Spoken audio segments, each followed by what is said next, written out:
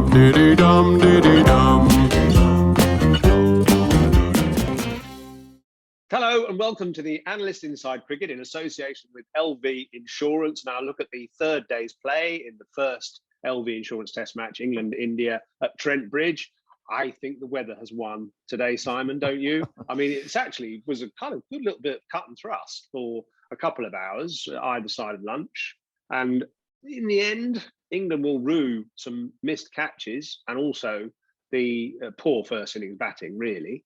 But they made a bit of a fight back until the rains ended play.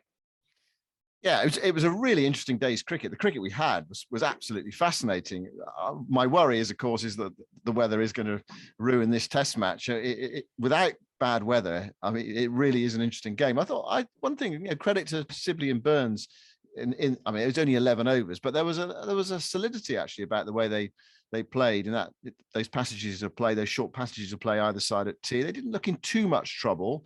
And they've got a big battle ahead. I mean, it's still 2 days left, but the problem is for India is the weather forecast is ordinary for the weekend. It's still talking about more showers, and it's that desperately frustrating situation where the ground staff get the pitch ready, the outfield ready, and then it rains again. The covers come on, and it just delays the match so much. I mean, it's really frustrating in that final session. We had a situation where the umpires called the game off just as the sun came out. And it's 7 o'clock now, sun is beaming down. I mean, you actually wonder whether they could have got in 40 minutes before 7:30 tonight, and who knows, that might have a big impact on the outcome of the match with one side or other pressing for victory on the final day. But at the moment it feels as if the weather might win, but England are 10 balls away from a batting disaster, as all teams are, of course, I suppose. But they did cope. I thought they coped pretty well with the pressure before tea and after tea, that opening partnership.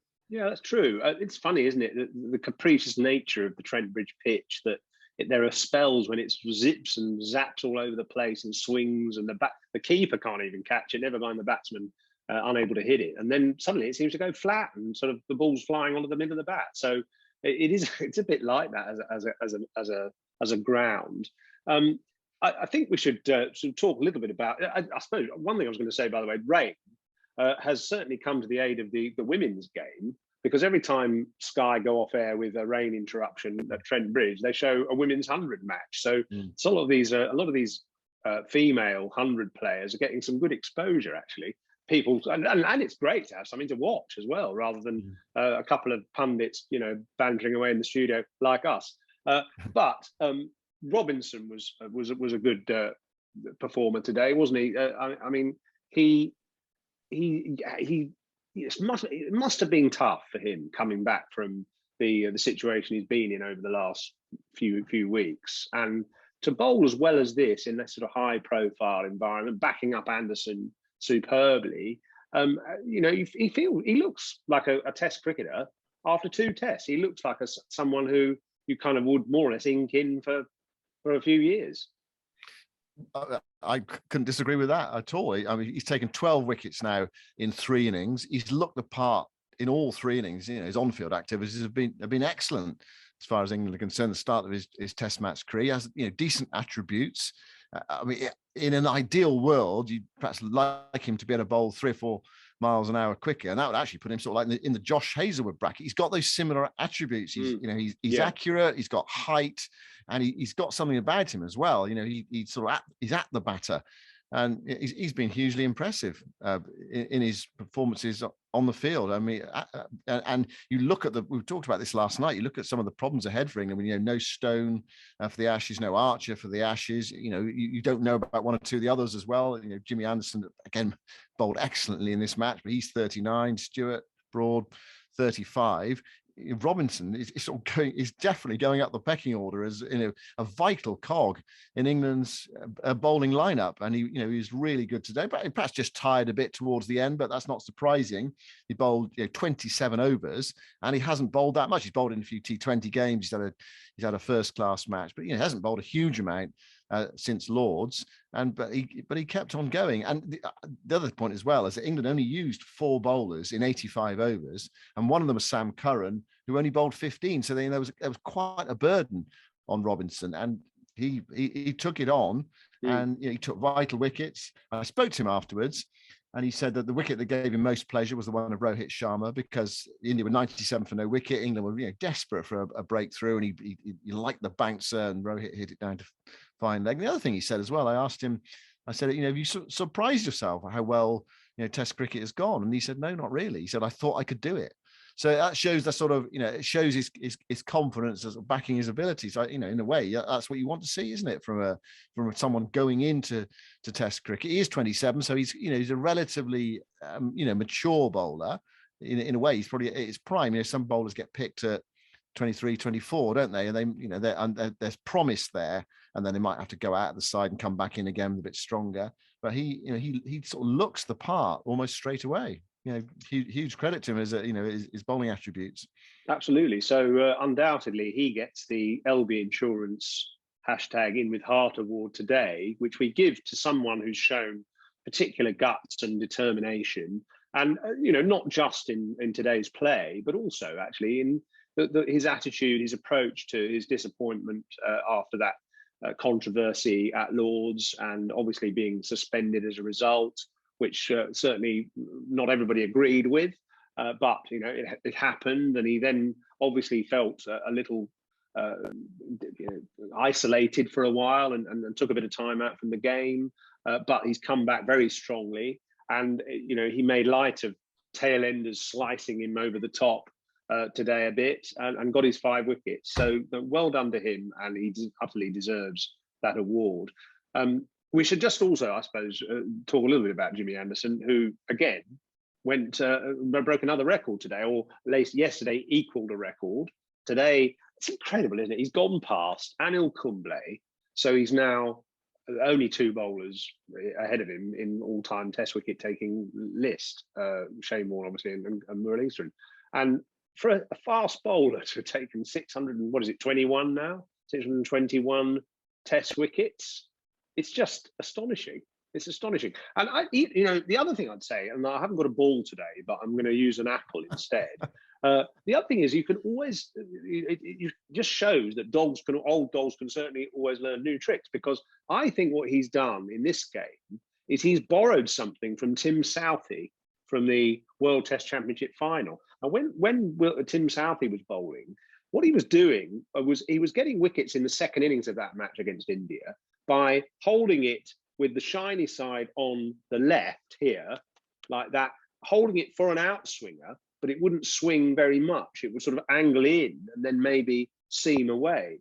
And Anderson has done that as well. Several of his wickets, I think at least 3, maybe even 4 of his wickets were all achieved instead of with the traditional outswing with the shiny side on the right-hand side, curving it away. He's put the shiny side on the left-hand side and almost bowled it for an in-swinger or a wobble seam, but has enabled it to target the stumps with the shine and the angle, but made it seam away. And he actually said in his interview on Sky, it's a fluke. Making it seam away is not something we looked at the seam position as it landed. Sorry, I haven't got a seam on this apple, but as the ball landed, sometimes the seam was pointing that way on the pitch, and sometimes it was pointing that way. And he was asked, was that deliberate? And he said, well, no, absolutely not. It's a fluke. But because he's using the shiny side on the other side from normal and targeting the stumps more to the right-handers, he's getting his rewards on a seaming pitch. And it's a new trick that he's actually learned there. KL Rahul for India, the mainstay of their innings with 84. I mean, effectively, Anderson bowled him 3 wicket-taking deliveries in that innings of 84. It was an innings of tremendous discipline, concentration, and some fine shots as well. But Anderson had him dropped on 52 by Sibley, 78 Root at first slip, and it finally got him caught behind actually for that 620th wicket that took him past Anil Kumble. And Rahul, I spoke to him afterwards as well, and he said, he's such a quality bowler. These are the Duke's ball, difficult conditions. You really have to be at your best. And it's an admirable innings from Rahul, because also he was involved in lots of running issues as well. He nearly ran out 2 or 3 of his partners. He was involved in one run out. He battled through it, and you almost felt he deserved 100. But Anderson ultimately was just a fraction too good for him in these conditions. So yeah, so he, in bowling terms, he got him out 3 times, but of course he wasn't supported by his catches. And then not just Rahul, Yoz, but Ravi Jadeja as well. He's such a dangerous cricketer. Coming in at number 7. I mean, it was the selection dilemma for India. Do they play Jadeja? Do they play Ashwin? And it's a really tough call to make, isn't it? I mean, I think I'd have been tempted to go with Ashwin. I might have gone with both of them actually, but you also want the 4 seamers on this Trent Bridge pitch. I think Jadeja's just that sort of cricketer who, he threatens the outside edge of more right-handers with a left-arm spin. So if the team that you're playing against got more right-handers, which England do have now without the likes of Stokes and so on, and Moeen Ali and people like that, then therefore Ashwin's going to be less effective. And also, Jadeja's fielding. I mean, he can get a couple of wickets just wherever he fields. So he's an absolute gun in the outfield. So that probably induces it. Plus also, his batting does change the game. And more probably than Ashwin does, I'd say. And, he played a typically exuberant sort of innings today, very clever innings, and gave the Indians a massive, very advantageous 95-run lead. We have a really important part of the cricket community to highlight today as part of our Funds for Runs project profiling. I'm delighted to share that Somerset Visually Impaired CC are the recipient of a grant from LV General Insurance and the ECB's £1 million Fund for Runs community initiative to help support their club for visually impaired adults and children from Somerset and the surrounding area. The additional funding will go towards providing coaching training sessions and an end-of-year awards event for the team.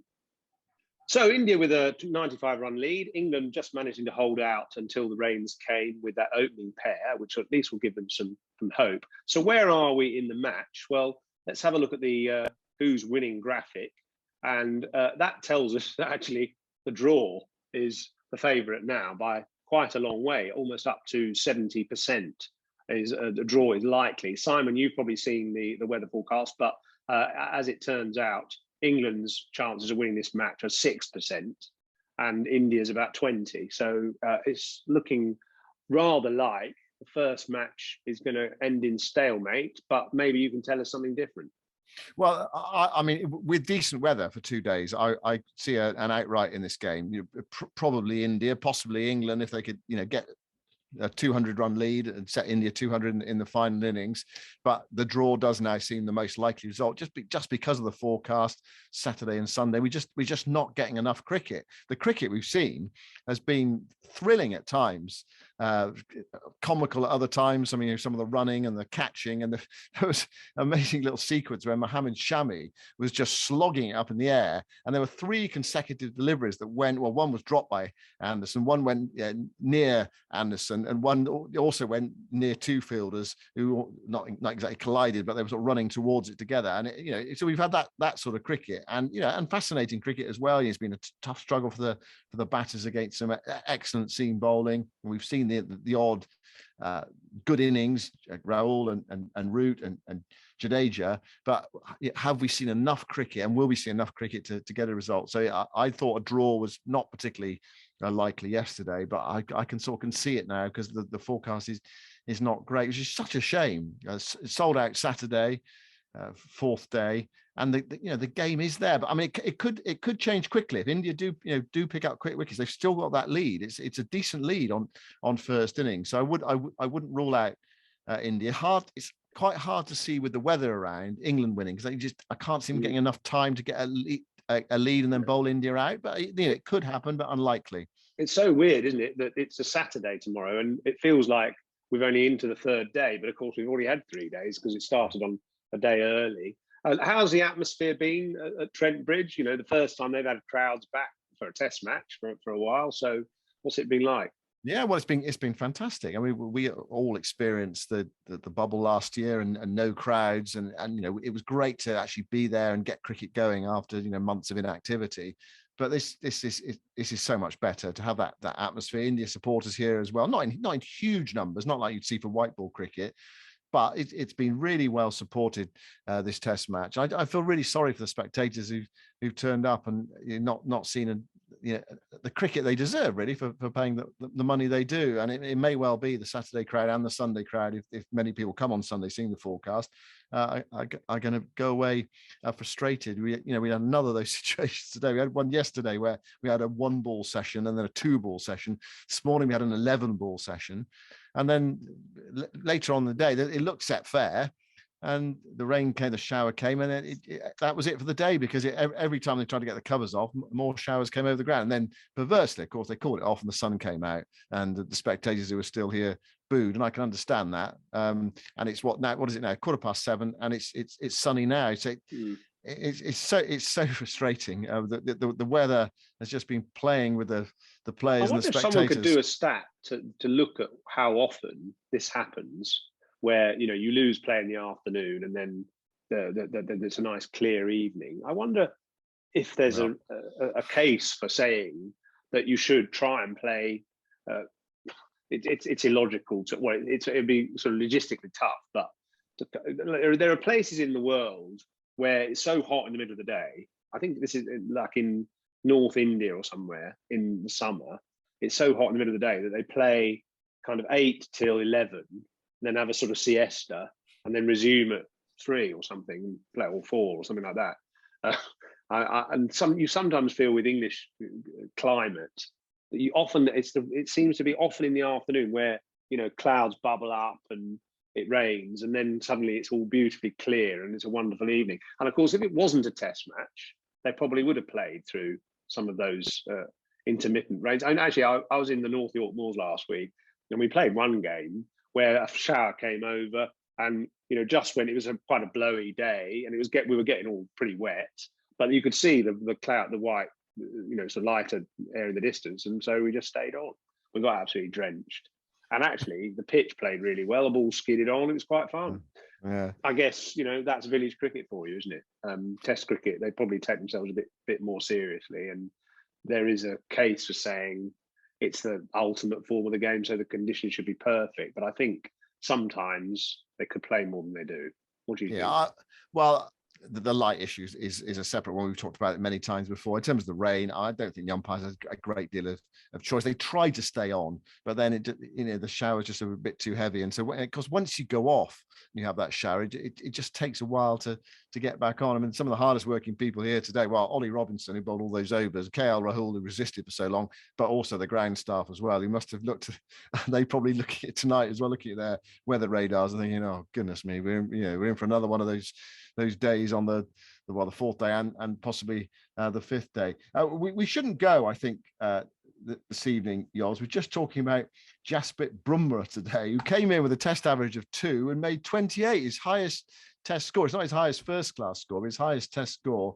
And it was, we talked about the sort of the circus nature of some of the cricket today, with Shami whacking in the air and just wider fielders. And some of England's fielding today dropped catches and missed run-outs. I think they missed about six run-out opportunities. They took one of about 7.